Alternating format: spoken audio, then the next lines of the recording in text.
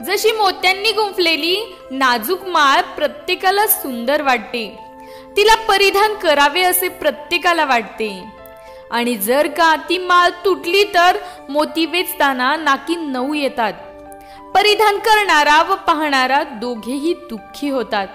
अगदी तसंच ज्या माणसाकडे पैसा आणि सुखरूपी माळ आहे तो सर्वांनाच आवडत असतो, पण त्या व्यक्तीच्या आयुष्यात दुःख आल्यानंतर त्याला धीर देणारेच त्याचे खरे सोबती असतात। सुखी असणारा, मदत करणारा सर्वांना आवडतो, दुःखी व्यक्ती कुणालाच आवडत नाही।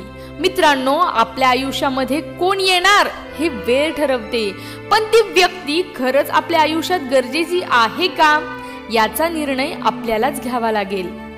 आयुष्यात संकट काळात मदत करणाराच आपल्याबद्दल प्रामाणिक असू शकतो, पण संकटात कारणे सांगून निघून जाणारा कालही तुमचा नव्हता, आजही तुमचा नाही आणि उद्याही तुमचा नसेलच।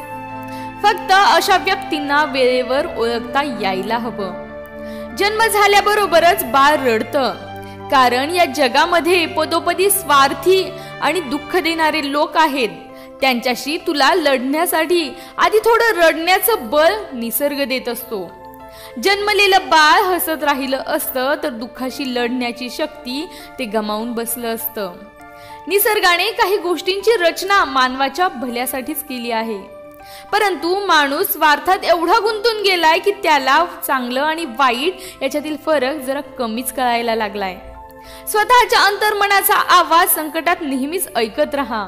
बऱ्याच वेळा जग काय म्हणेल या भीतीपोटी आपण काहीच करत नाही, आणि जग पुन्हा म्हणतं हा तर काहीच करत नाही। त्यामुळे स्वतःवर विश्वास ठेवून वेळेतच निर्णय घेऊन कामाला लागा। योग्य वयामध्ये योग्य गोष्टी व्हायलाच हव्यात। आयुष्यातील मोजकीच वर्ष जर तुम्ही छान अभ्यास करून स्वतःचं अस्तित्व निर्माण केलं तर प्रेम, पैसा, सुख तुमच्याकडे चालत येईल।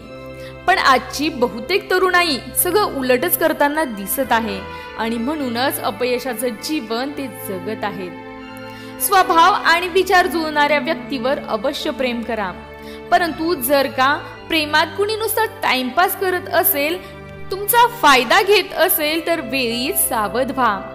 समोरच्याची लायकीच नाहीये तुमच्यावर प्रेम करायची असं समजून नव्याने सुरुवात करा। परिस्थिती माणसाला माणसातील विविध रंग दाखवत असते, त्या चांगल्या रंगांशी जुळवून घ्यायला शिका।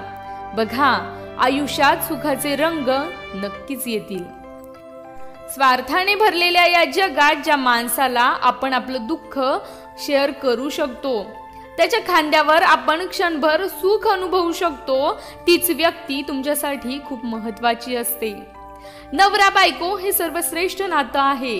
या नात्यात जगातलं सर्वात जास्त सुख दडलेलं आहे।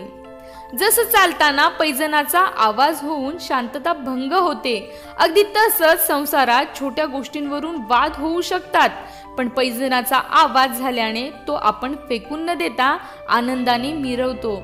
अगदी तसंच झालेले वाद आपापसात मिटवून घ्या। एकमेकांना समजून घेतलं तर संसारातला आनंद तुम्हाला नक्कीच मिळेल।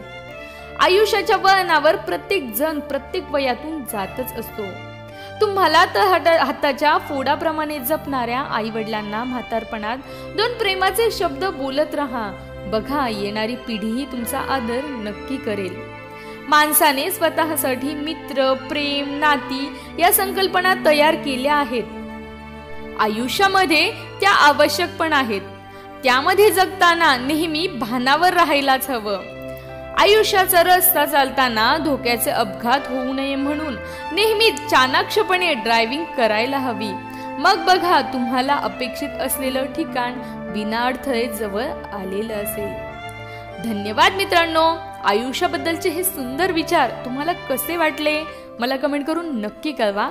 व्हिडिओ आवडला असेल तर नक्कीच लाईक करा, जास्तीत जास्त शेअर करा, आणि हो, चॅनलवर नवीन असाल तर आमचं जीवन एक रंगमंच हे चॅनल सबस्क्राईब करायला अजिबात विसरू नका, आणि त्याच्या बाजूचा बेल आयकॉन देखील नक्की प्रेस करा, म्हणजे तुम्हाला माझ्या व्हिडिओचे नोटिफिकेशन वेळेत मिळत जातील।